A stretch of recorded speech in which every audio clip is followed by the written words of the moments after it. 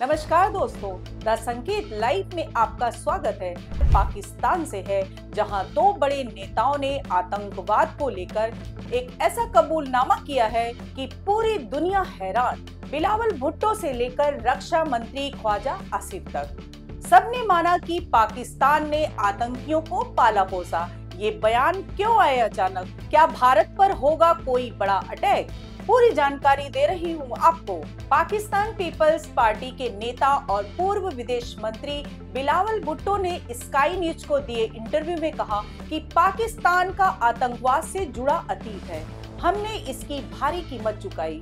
मेरी मां बेनजीर भुट्टो की हत्या भी इन्हीं आतंकियों ने की। यहाँ ध्यान देने वाली बात यह है कि बिलावल ने अप्रत्यक्ष रूप से मान लिया कि पाकिस्तान में आतंकी पनपे, लेकिन साथ ही कहा कि अब हम इससे बाहर आ चुके हैं। क्या सच में ऐसा है? क्योंकि अभी 22 अप्रैल को पहलगाम में लश्कर के हमले में 26 भारतीय शहीद हुए।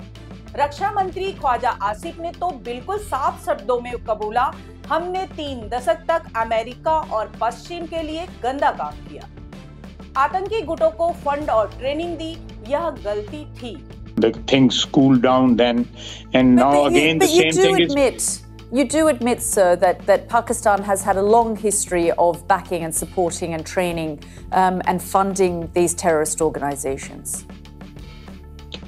Well, we have been doing this dirty work for United States for about 3 decades, and West, including Britain.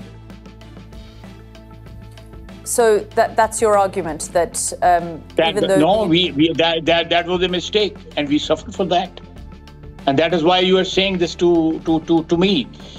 If we had not joined the war against Soviet Union and later on the war after 9/11, this Pakistan's track record, was not unimpeachable track record.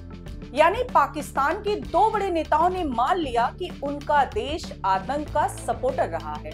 लेकिन हैरानी की बात यह है कि अभी भी पाकिस्तान आतंकियों को सैनिटरी दे रहा है। जैसे 26/11 के मास्टरमाइंड हाफिज सईद को जेल से छुड़ाकर नया घर दिया गया। सवाल ये है कि अचानक ये कबूलनामा क्यों? दरअसल पाकिस्तान आर्थिक संकट से जूझ रहा है और IMF से मदद चाहता है। शायद इसलिए वो दुनिया को भरमाने की कोशिश कर रहा है कि हम बदल गए।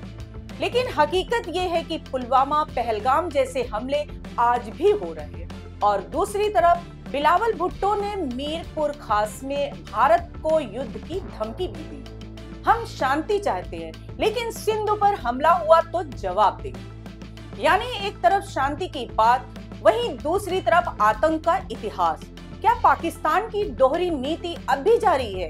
ये कबूलनामा ऐसे वक्त आया है जब जम्मू कश्मीर के पहलगाम में आतंकी हमले में 26 लोग मारे गए थे। इस हमले की जिम्मेदारी ली थी लश्कर-ए-तैयबा ने, जो पाकिस्तान में बैठा प्रतिबंधित आतंकी संगठन है। अब सवाल ये उठता है, एक तरफ पाकिस्तान कबूल रहा है कि उसने आतंक को पाला, तो वहीं दूसरी तरफ मीरपुर खास की रैली में बिलावल भुट्टो ही भारत को युद्ध की धमकी दे रहे हैं। मतलब साफ है, पाकिस्तान की वही पुरानी दोहरी नीति। एक तरफ शांति की बातें, दूसरी तरफ युद्ध की धमकी। भारत के लिए ये बयान नई बात नहीं। हमारे विदेश मंत्री जयशंकर बार-बार कह चुके हैं कि पाकिस्तान आतंक का फैक्ट्री है। अब जब पाकिस्तान के ही नेता मान रहे हैं, तो UN और FATF जैसे संगठनों को एक्शन लेना चाहिए।